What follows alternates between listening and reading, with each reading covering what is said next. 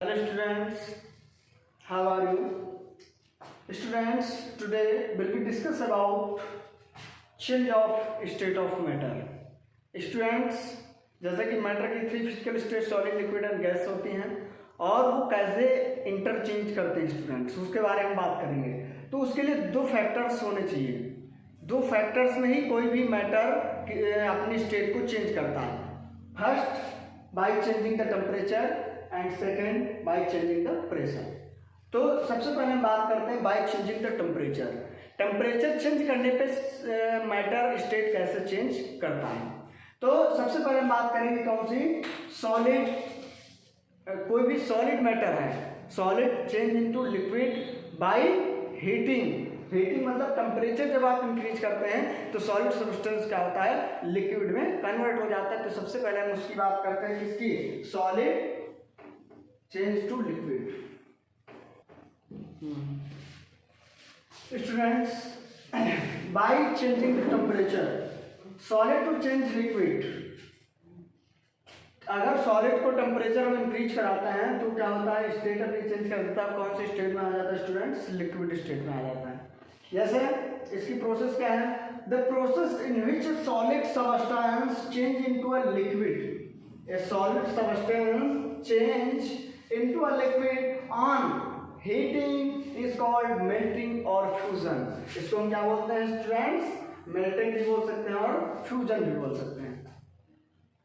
ऐसा प्रोसेस जिसमें कोई सॉलिड सब्सटेंस लिक्विड में चेंज हो, कैसे, बाय हीटिंग, हीट के द्वारा, उसको हम क्या बोलते हैं, मेल्टिंग बोलते हैं या उसको फ्यूजन भी बोलते हैं स्टूडेंट्स। एक चीज और बहुत ही इंपॉर्टेंट है इसमें, the temperature at which solid substance, कितने टेम्परेचर पे वो solid substance melt and change into liquid.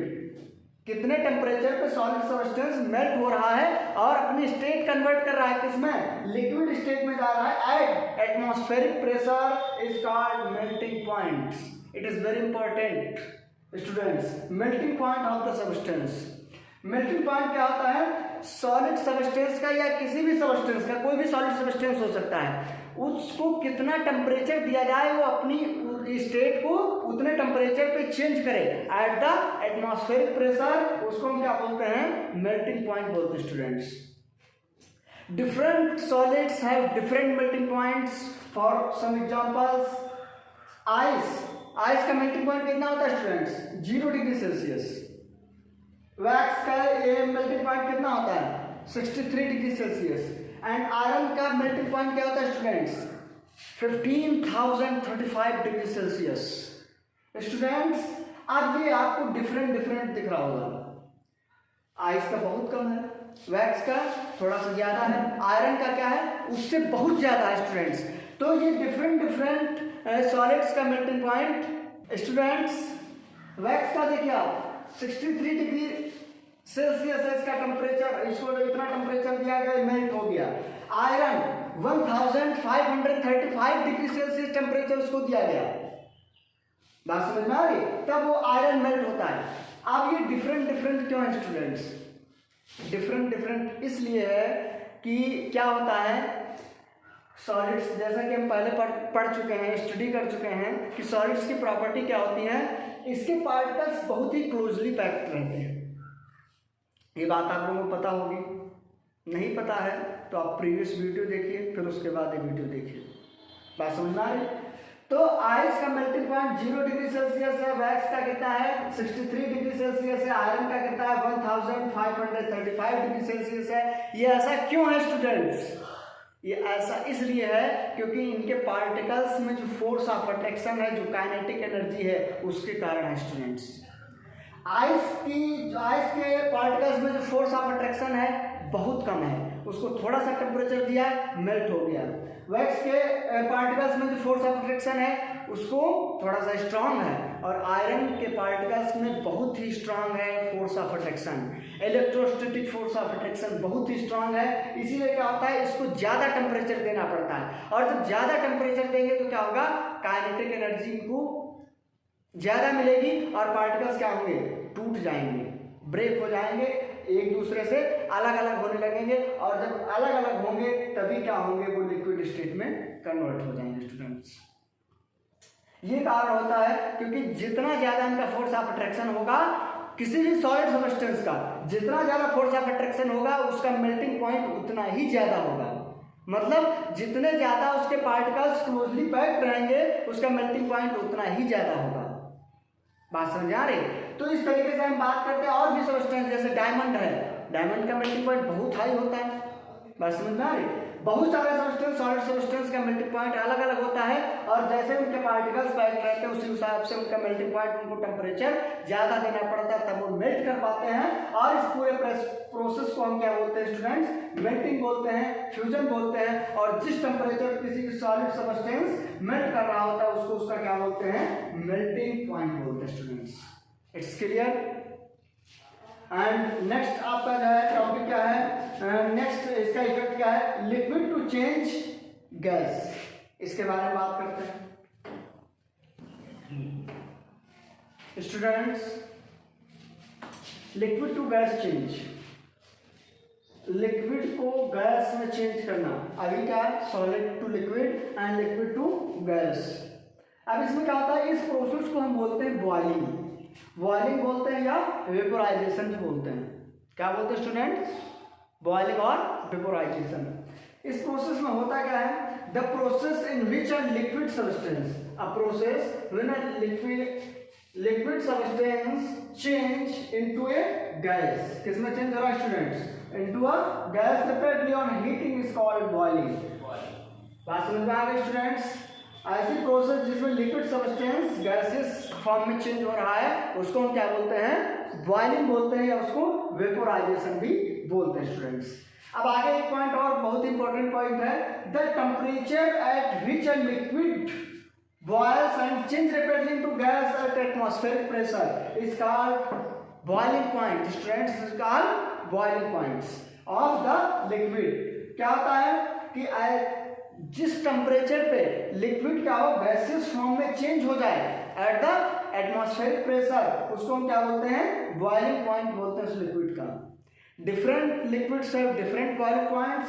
For example alcohol का बॉइलिंग पॉइंट कितना होता है स्टूडेंट्स? 78 degree Celsius. वाटर का बॉइलिंग पॉइंट कितना होता है? 100 डिग्री सेल्सियस। एंड मरकरी का बॉइलिंग पॉइंट कितना होता है? 357 डिग्री सेल्सियस। अब ये भी डिफरेंट है। क्यों डिफरेंट है? क्योंकि जिस लिक्विड में पार्टिकल्स क्या होंगे ज़्यादा, उनके बीच में फोर्स ऑफ अट्रैक्शन होगा, उसका बॉइलिंग पॉइंट क्या होगा? ज़्यादा होगा।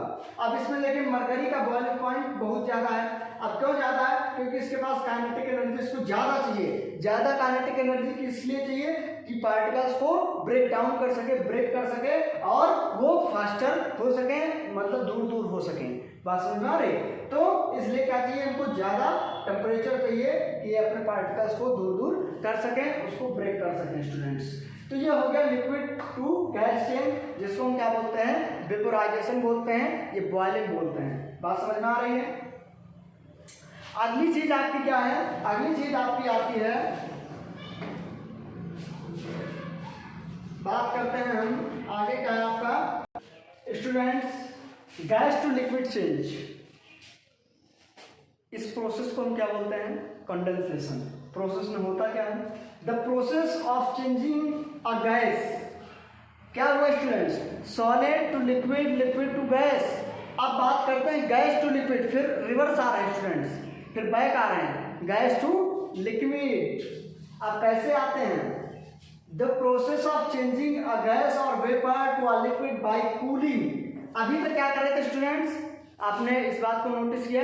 अभी तक हम क्या कर रहे थे? टेम्परेचर को इंक्रीज कर रहे थे। सॉलिड से टेम्परेचर, सॉलिड सब्सटेंस को टेम्परेचर दिया इंक्रीज करके, लिक्विड में आया, उसको और टेम्परेचर दिया, गैसेस स्टेट में आया। अब गैस से टेम्परेचर हम क्या कर रहे हैं? डिक्रीज कर रहे हैं। तो क्या होगा? Changing of gas vapours to liquid by cooling. उसको क्या कर रहे हैं? ठंडा कर रहे हैं। Is called condensation. और वो प्रोसेस क्या कहलाता है? कंडेंसेशन कहलाता है। Condensation is reverse of boiling और वेपोराइजेशन। जैसे क्या हुआ? Liquid to gas, liquid to gas में क्या हो रहा था? बॉइलिंग हो रहा था, वेपोराइजेशन हो रहा था। और gas to liquid just reverse, vice versa. इसको हम क्या बोलते हैं? वेपोराइजेशन, कंडेंसेशन बोलते हैं स्टूडेंट्स। आई होप आप लोग समझ में आ गया होगा। आगे देखते हैं एक और इफेक्ट है liquid to solid change. Liquid to solid change. Students, liquid to solid change, liquid to solid change. अब क्या करें, टेम्परेचर डिक्रीज कर रहे हैं स्टूडेंट्स। गैस का टेम्परेचर हमने डिक्रीज किया, क्या हुआ आपका, किसमें चेंज हुआ, कंडेंसेशन हुआ और क्या हो गया, लिक्विड हो गया। अब और टेम्परेचर उसका डिक्रीज करेंगे तो क्या होगा, liquid to solid change, liquid solid में आ जाएगा, क्या हो जाएगा, फ्रीजिंग हो जाएगा। फ्रीजिंग मीन्स क्या होता है, सॉलिडिफिकेशन। फ्रीजिंग मीन्स क्या होता है, सॉलिडिफिकेशन। ये क्या होता है, freezing is a reverse process of melting, vice versa है। मेल्टिंग का क्या है, वाइस वर्सा। मेल्टिंग को जस्ट अपोजिट करने से क्या हो जाएगा, फ्रीजिंग हो जाएगा। इस प्रोसेस में होता क्या है, the process of changing a liquid into solid bye cooling is called freezing. किसी भी लिक्विड को जितना कूल करते हैं, जितना टेम्परेचर उसका कम करते हैं तो क्या हो जाता है, फ्रीज हो जाता है, मतलब फ्रीजिंग में आ जाता है, सॉलिडिफिकेशन उसका हो जाता है। अब होता क्यों, ये बात डिस्कस करते हैं। गैस के पार्टिकल क्या हुए, कंडेंसेशन हमने कराया। कंडेंसेशन कराते समय क्या होता है, उसके पार्टिकल्स आपस में एक दूसरे के पास आने लगते हैं। काइनेटिक एनर्जी क्या होती है, स्लो होने लगती है और पार्टिकल्स क्लोजर होने लगते हैं एक दूसरे के। सेम इसी तरीके से प्रोसेस क्या होता है, इसमें भी होता है। आपका जो है लिक्विड कोई भी सब्सटेंस है उसको सॉलिड में चेंज कराना तो क्या करते हैं, उसको हम फ्रीजिंग कराते हैं। फ्रीजिंग में क्या होता है, काइनेटिक एनर्जी बहुत ही कम हो जाती है और पार्टिकल्स के बीच का अट्रैक्शन बढ़ने लगता है स्टूडेंट्स। और जब पार्टिकल्स के बीच का अट्रैक्शन बढ़ने लगता है तो क्या होता है, धीरे धीरे पार्टिकल्स एक दूसरे के पास आने लगेंगे और जब पास आएंगे तो क्या होगा, सॉलिड में चेंज हो जाएगा और सब्सटेंस आपका क्या हो जाएगा, फ्रीज हो जाएगा स्टूडेंट्स। तो इस तरीके से इसको हम स्टडी, आप एक शॉर्ट ट्रिक आपको बताते हैं कैसे आप लर्न इसको कर सकते हैं, कैसे आप याद रख सकते हैं। सॉलिड, लिक्विड एंड गैस, बिल्कुल सिंपल। Liquid, gas. अब इसमें क्या हो रहा है स्टूडेंट्स, आप लोगों को बताया जा चुका है। सॉलिड कन्वर्ट इनटू लिक्विड, कौन सा प्रोसेस हो गया, मेल्टिंग। क्या हो रहा है, मेल्ट हो रहा है। लिक्विड गैस में कन्वर्ट हो रहा है, क्या हो रहा है स्टूडेंट्स, वेपोराइजेशन।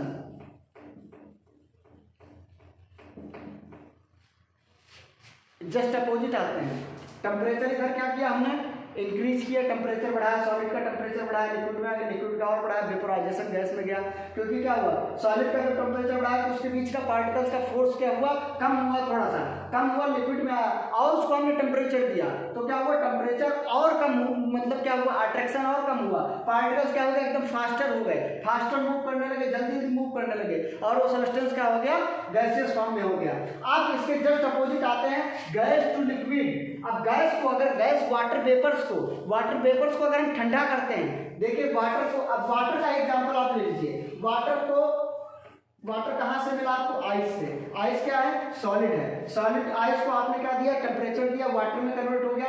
वाटर को आपने और टेम्परेचर दिया, क्या हुआ, गैसियस स्टेट में चेंज हो गया, मतलब वाटर वेपर्स बना लिए,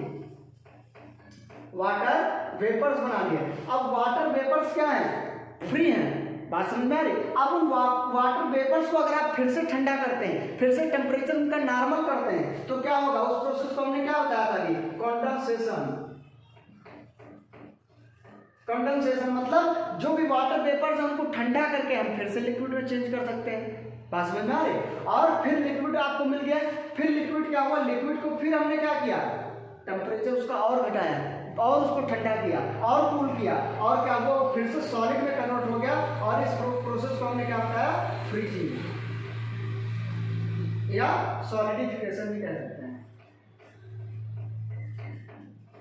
और इसको क्या बोल सकते हैं, फ्यूजन बोल सकते हैं। फ्यूजन मीन्स फ्यूज हो रहे हैं, पार्टिकल्स क्या हो रहे हैं, एक दूसरे से अलग हो रहे हैं। बात समझ में आ रही है। इसको बॉइलिंग भी बोल सकते हैं। तो इस तरीके से आपका टॉपिक क्लियर हुआ, bye changing the temperature students. अब आगे हम बात करेंगे नेक्स्ट टॉपिक की, आपकी जो भी आपका टॉपिक होगा अगला, उसके बारे में बात करेंगे। आज के लिए इतना ही रखते हैं। Thank you for watching this video students, thank you.